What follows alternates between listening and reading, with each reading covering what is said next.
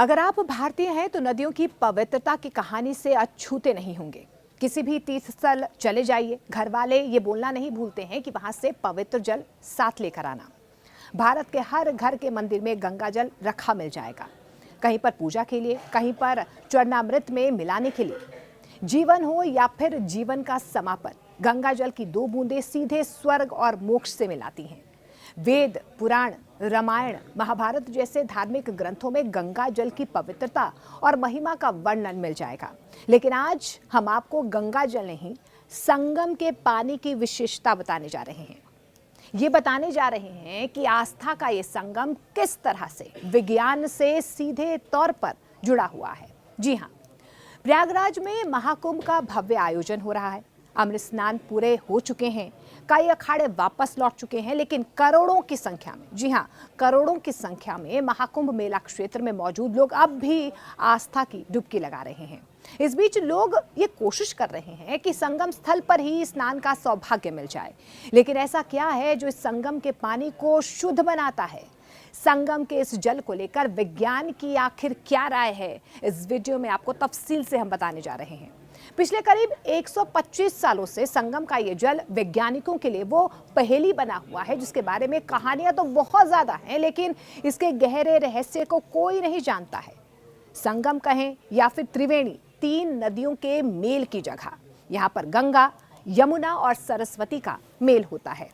मान्यता तो ये भी है कि सरस्वती नदी धरती के नीचे बहती हुई प्रयागराज में गंगा और यमुना में मिल जाती है और यहीं से यहाँ पर सरस्वती विलुप्त भी हो जाती है। इस संगम स्थल पर गंगा और यमुना के जल को अलग अलग देखा जा सकता है। ये तो रही धार्मिक आस्था की बात। अब बात करते हैं वैज्ञानिक आधार क्या है। यहाँ पर किए जाने वाले स्नान को नाम मिला है अमृत स्नान। इसका एक आध्यात्मिक कारण ये है कि अमृत मंथन, लेकिन इसका वैज्ञानिक कारण भी एक है, वो भी हम आपको बता देते हैं कि इसका वैज्ञानिक कारण क्या है। क्या आपने कभी सोचा है कि दिल्ली के जिस यमुना जल में झाग बन जाता है, वही यमुना जल प्रयागराज पहुंचते ही अमृत में कैसे बदल जाती है? तो इस जल को अमृत में बदलता है गंगा नदी का शुद्ध जल। वो पानी जिसे बोतल में बंद करके भारत के करोड़ों हिंदू श्रद्धालु अपने मंदिरों में रखते हैं और सालों तक अपनी शुद्धि के लिए इस्तेमाल करते हैं। वैज्ञानिकों का यह भी मानना है कि गंगा के पानी में ऐसा वायरस है जिनका असर एंटीबायोटिक्स जैसा होता है और यही वजह है कि इस पानी में स्नान करने से व्यक्ति निरोगी हो जाता है, यानी कि उसी बीमारियां जो हैं उसकी दूर हो जाती हैं। इसीलिए इस पानी को अमृत के बराबर माना जाता है। इस बारे में खोजने पर ब्रिटेन के वैज्ञानिक अर्नेस्ट हेनबरी हैंकिंग का भी जिक्र सामने आता है। हेनबरी हैंकिंग ने आज से करीब 125 साल पहले संगम के जल पर रिसर्च की थी। साल 1896 में हैंकिंग ने ही गंगा के जल में बैक्टीरियोफेज की खोज की थी। ये वो तत्व है जो पानी को खराब करने वाले वायरस को मार देता है, यानी गंगा खुद ही अपने जल की सफाई कर लेती है। हैंकिंग भारत में गंगा जल को लेकर मान्यता और प्राचीन धार्मिक साहित्य में गंगा जल के महत्व के बारे में जानते थे, लेकिन ये जानना चाहते थे कि आखिर गंगा जल को पाप से मुक्ति दिलाने वाला क्यों कहा जाता है और आखिर भारत में होने वाले इस कुंभ मेले में इतनी संख्या में, इतनी बड़ी तादाद में लोग स्नान के लिए आखिर क्यों पहुंचते हैं। और यही सवाल उनकी रिसर्च का आधार भी बना।